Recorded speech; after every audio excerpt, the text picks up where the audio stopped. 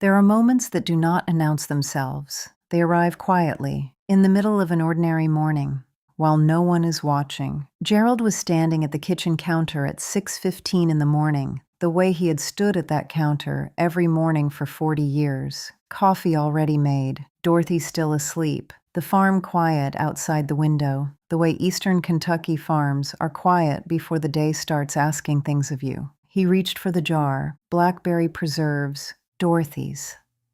From last summer, he had opened that jar, or jars exactly like it, hundreds of times. Maybe thousands. His hands had baled hay, mended fences, pulled calves in January cold, and driven posts into frozen ground. His hands had always been the part of him that answered. He gripped the lid, and it did not move. He adjusted his grip, tried again. Nothing. He stood there for a moment, looking at the jar. Not panicking, not catastrophizing, just standing very still, with a quiet feeling he did not have a name for yet. He set the jar down, poured his coffee, and did not mention it to Dorothy when she came downstairs 20 minutes later. He did not mention it to Thomas either when his son arrived mid-morning to check on the east pasture fence. He did not mention it to anyone, but he did not stop thinking about it. Because Gerald was the kind of man who knew the difference between a bad morning and a message. And something about that jar felt like a message. He just did not know yet what it was saying. What I want to tell you today is this. That jar was not just a jar, and what Gerald's hands were telling him that morning was not simply that he was getting older. It was something more specific. Something more measurable, something that, if someone had measured it sooner, might have started a very different conversation years earlier. Because sometimes the first sign that the body is changing is not pain, it is grip. Stay with me. Gerald had been farming this land since he was 26 years old. For 45 years, his mornings had started before sunrise and ended after dark. 45 years of work that asked everything of the body and received everything in return. He had never thought of himself as a strong man in the way people who lift weights think of themselves as strong. He was strong the way working men are strong, not from effort directed at strength. From a life that required it, his hands in particular, the grip that held a fence post while the other hand swung the mallet, the grip that steadied a calf in January cold, the grip that turned wrenches when the metal was cold enough to burn skin. He had never trained his hands, he had simply used them, every day, for decades. And they had always answered. Thomas had started taking over the heavier work about 3 years ago. It had happened gradually, the way most important things happen, not with a conversation, not with a decision, just with Thomas showing up and doing more, and Gerald letting him. Because it made sense. Because Thomas was younger and faster. Because there was no reason not to. Gerald had told himself he was stepping back, transitioning, the word farmers use when they mean something they do not quite want to name yet. But what had actually happened quietly, without announcement, was that his hands had stopped being asked, not completely, not all at once, but consistently less, season after season. The fences Thomas mended now, the posts Thomas drove, the bales Thomas lifted and stacked and moved. Gerald still walked the land, still checked on the animals, still sat on the porch in the evening watching the light change over the east pasture, the way he had watched it for 40 years.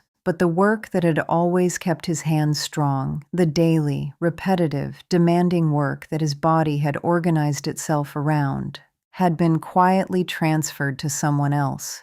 And the body, faithful as ever, had adapted to what was now being asked of it. Gerald did not know this yet. He knew about the jar. He knew about the quiet feeling that morning that he had not been able to name. He knew that something had shifted in a way he could not quite locate. But he did not know that what he was feeling in his hands was not just in his hands, that it was a signal. From somewhere much deeper than the palms and fingers that could not open a jar of blackberry preserves on a quiet Tuesday morning in eastern Kentucky. I want to tell you something about grip strength that most people do not know, not because it is hidden, because no one thinks to ask, When we talk about strength after 60, we tend to think about it in familiar terms. Can you lift things? Can you carry things? Can you still do what you used to do? Grip strength fits into that picture, but it fits in a way that most people, including many doctors, underestimate. Because grip strength is not just about the hand, it is a window. A measurable, reliable, surprisingly revealing window into the state of the body as a whole. Here is what research has found across decades of studies in large populations. Grip strength is one of the simplest and most useful predictors of functional decline that we have. Not just hand function, overall function. People with lower grip strength at 60, 70, and 80 are more likely to experience difficulty with daily tasks in the years that follow: walking, climbing stairs, rising from a chair, carrying groceries, getting through ordinary life without assistance. Lower grip strength has also been associated with higher risk of hospitalization, slower recovery after illness or surgery, and in long-term studies, higher mortality, even after researchers account for other health factors. I want to be careful here, the way I always try to be careful with findings like these. Association is not the same as cause. Grip strength does not cause these outcomes. It reflects them. It is a signal of something broader, the overall state of the musculoskeletal system, the nervous system, the cardiovascular system, and the reserves the body has available when life asks more of it. When grip strength declines, it is rarely declining alone. It is often declining as part of a larger pattern, a pattern that has a name in clinical medicine: sarcopenia, the age-associated decline in muscle strength, muscle function, and often muscle mass. Not always dramatic, not always obvious, and not only the result of illness or injury. A quiet, often invisible loss shaped by aging, illness, nutrition, inactivity, and the demands the body no longer receives. The kind of loss that Gerald had been accumulating, season after season, without knowing it had a name, or that it could be measured, with something as simple as a handshake. Gerald finally mentioned the jar to his doctor about 6 weeks later, not at a scheduled appointment, at the end of one. The way people mention the things that actually worry them after the official business is done, hand on the door, almost leaving. His doctor was thorough, attentive,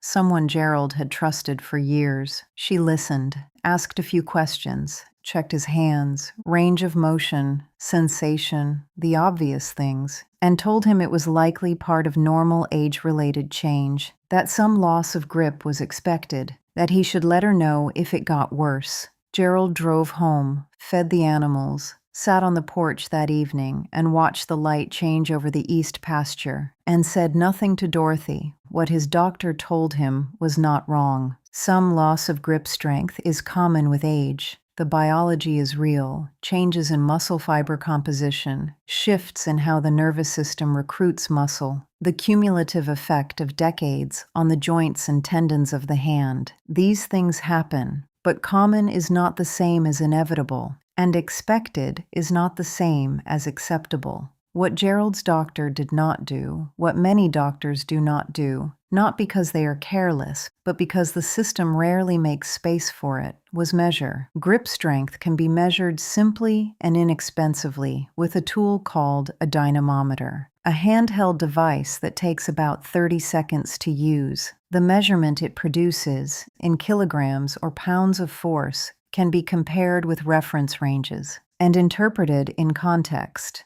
It is not a perfect test. No single test is. But it is one of the most informative, simple functional measurements available in clinical practice for adults over 60, and it is rarely used in routine appointments, not because the evidence is not there. The evidence has been accumulating for decades, but because medicine, in its structure and its habits, often responds to what has already happened, rather than measuring what is quietly developing. Gerald had a problem that was visible, measurable, addressable, and it sat unnamed for 6 weeks. Then it was acknowledged without being measured, because no one had thought to look for it before it announced itself through a jar of blackberry preserves on a Tuesday morning. That is not a criticism of his doctor. It is a description of a gap between what the research says is worth measuring and what actually gets measured. In the short window most primary care appointments allow, Gerald deserved more than that. Most people do.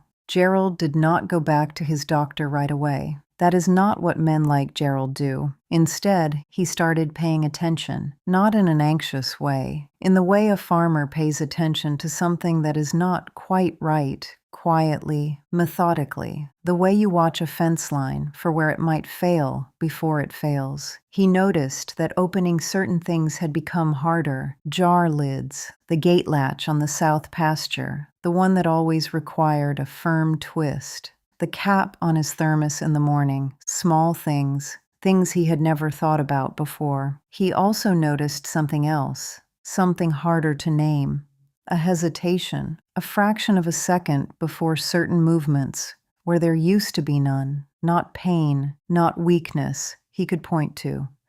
Just a slight uncertainty, where certainty had always lived before. He did not tell Dorothy, he did not tell Thomas, but he started doing something quietly, on his own, without calling it anything. He started using his hands more deliberately. The gate latch he used to avoid in favor of the easier one, he started using it again. The fence sections Thomas had been handling, he started walking them himself, tools in hand, doing the small repairs he was still capable of. Not to prove anything, not because he had read something or been told to, but because something in him understood, before the words were available, that the hands respond to what they are asked. And he had stopped asking. What Gerald was doing intuitively is supported by what research tells us about muscle function after 60, grip strength, and the broader muscular capacity it reflects, responds to demand. Not in the way it did at 30, not always with the same speed or the same magnitude, but it can respond.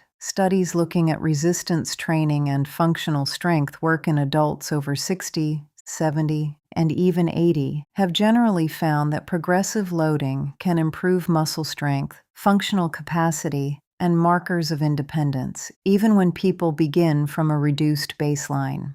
The key word is progressive, not intense, not aggressive. Not the kind of effort that belongs to a different decade of life. Progressive, meaning a little more than the body is currently being asked to do, safely, consistently. Over time, the threshold is lower than most people assume, especially at the beginning. And the starting point does not need to be a gym. It does not need to be a program. At first, it can be a gate latch, a thermos cap, a small repair done with your own hands, a jar of blackberry preserves that you decide one morning to try again.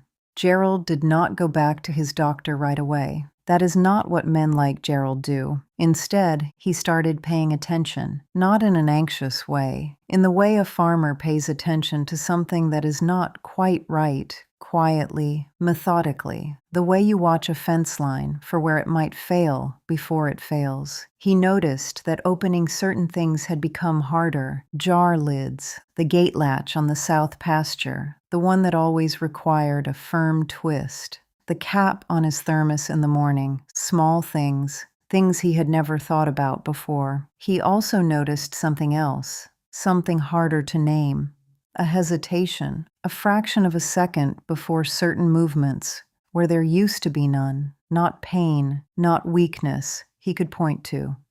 Just a slight uncertainty, where certainty had always lived before. He did not tell Dorothy, he did not tell Thomas, but he started doing something quietly, on his own, without calling it anything. He started using his hands more deliberately. The gate latch he used to avoid in favor of the easier one, he started using it again. The fence sections Thomas had been handling, he started walking them himself, tools in hand, doing the small repairs he was still capable of. Not to prove anything, not because he had read something or been told to, but because something in him understood, before the words were available, that the hands respond to what they are asked. And he had stopped asking. What Gerald was doing intuitively is supported by what research tells us about muscle function after 60, grip strength, and the broader muscular capacity it reflects, responds to demand. Not in the way it did at 30, not always with the same speed or the same magnitude, but it can respond.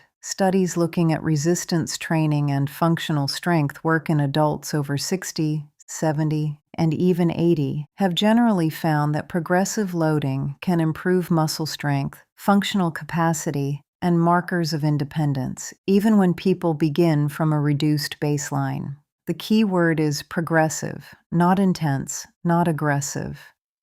Not the kind of effort that belongs to a different decade of life. Progressive, meaning a little more than the body is currently being asked to do, safely, consistently, over time. The threshold is lower than most people assume, especially at the beginning. And the starting point does not need to be a gym. It does not need to be a program. At first, it can be a gate latch, a thermos cap, a small repair done with your own hands, a jar of blackberry preserves that you decide one morning to try again. I want to pause here for a moment because I am aware that Gerald's story, a farmer in eastern Kentucky with 45 years of physical work behind him, might feel distant from your own life. Maybe you never worked with your hands the way he did. Maybe your hands have always been for other things. A keyboard, a steering wheel, a kitchen counter, a grandchild's hand. The circumstances are different. But the pattern underneath is not, because grip strength is not really about farmers, or fence posts, or jars of blackberry preserves. It is about the relationship between what the body is asked to do and what the body remains capable of doing. That relationship exists in every life, in every set of hands, in every body that has been asked less of, over time, than it was built to handle. The research does not describe Gerald specifically. It describes a pattern found across populations, professions, and levels of prior physical activity. The pattern is this: grip strength tends to decline with age, but the rate and degree of that decline is not fixed. It is shaped meaningfully by how consistently the hands and the body continue to be challenged. And what that means practically is something I want you to hold on to. You do not need to be a farmer to ask more of your hands. You may not need to begin with a program. You may not need to begin with equipment. You need to notice what you have been avoiding. The jar you ask someone else to open. The bag you let someone else carry. The task you redirect because it has started to feel uncertain. Those redirections are not just convenience. Over time, they are instructions to the body. Instructions that say, we no longer do that. And the body, faithful as ever, prepares accordingly. Gerald figured this out on his own, on a fence line in eastern Kentucky, with a hammer in his hand and his son walking beside him. But most people do not figure it out on their own. Most people accept the redirections as the natural order of things, as age, as limitation, as the body simply becoming what bodies become. And some of it is. I want to be honest about that. Not everything is recoverable. Not every loss is deconditioning, but more is recoverable than most people are ever told.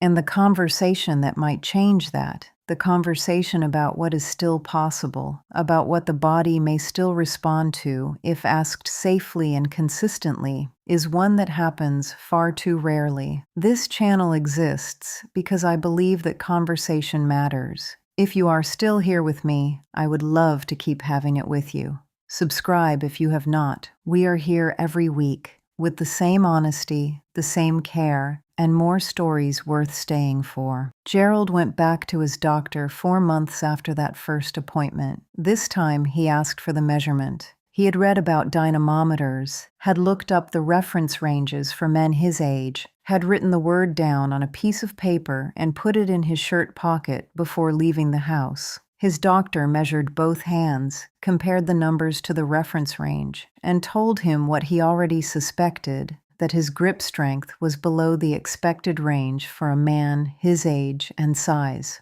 But she also told him something he had not expected, that in the 4 months since his last visit, based on what he described, the fence work, the gate latch, the deliberate return to tasks he had been avoiding, she would not be surprised if the numbers were already better than they had been. Because the body can respond when you ask something of it, safely, progressively, and consistently. Gerald drove home, fed the animals, sat on the porch that evening with Dorothy, watched the light change over the east pasture, and this time he told her about the jar, all of it, the Tuesday morning, the quiet feeling he had not been able to name, the 6 weeks of saying nothing, the fence line with Thomas, the hammer, the 3 clean strikes near the corner post by the old oak. Dorothy listened the way she had always listened, without interrupting, without rushing to comfort, without making it smaller than it was. When he finished, she was quiet for a moment.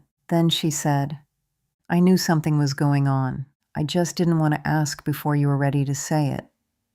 46 years. She still knew. I think about that porch conversation often, not because of the medicine in it, because of what it took to get there. A man who noticed something, who did not dismiss it, who paid attention in the quiet, methodical way he had learned to pay attention to everything that mattered on that farm, who started asking more of his hands before he had words for why, who eventually found the words and said them out loud to the person sitting next to him. That is not a small thing. For a man like Gerald, in a life like his, that is everything. Here is what I want to leave you with today. Grip strength is a window, not a sentence, not a verdict. A window into what the body is doing and into what it may still be capable of, if given the right kind of demand. The hands are not separate from the rest of the system. They are connected to muscle, to the nervous system, to cardiovascular reserve, to the broader capacity the body has available when life asks more of it. When the hands weaken, they rarely weaken alone, and when they are asked to respond, carefully, progressively, consistently, they rarely respond alone either. What you ask of your hands, you ask of your body. What you ask of your body, you protect in your life. Not perfectly, not permanently, but meaningfully. And meaning, at any age, is worth protecting. Before you go, I want to ask you something. Think about your hands right now. Think about what they do every day and what they used to do that they no longer do. Is there something you have been redirecting? Something you have been letting someone else handle, not because you truly cannot, but because it became easier not to? If there is, that may be where you begin, not with a program, not with a gym, with that one thing. The jar, the bag, the task that has been waiting, because the body is still listening. It has always been listening, and it may be more ready to respond than you believe. If this conversation meant something to you, I would be grateful if you shared it with someone who might need to hear it, not only because the numbers matter, because the people do. And if you have not subscribed yet, we are here every week with the same honesty, the same care, and more stories worth staying for. The next time we meet, we are going to talk about something that many people over 60 experience, but almost no one names correctly. A loss that can look like laziness, that can feel like age, but often has another name. I will see you then.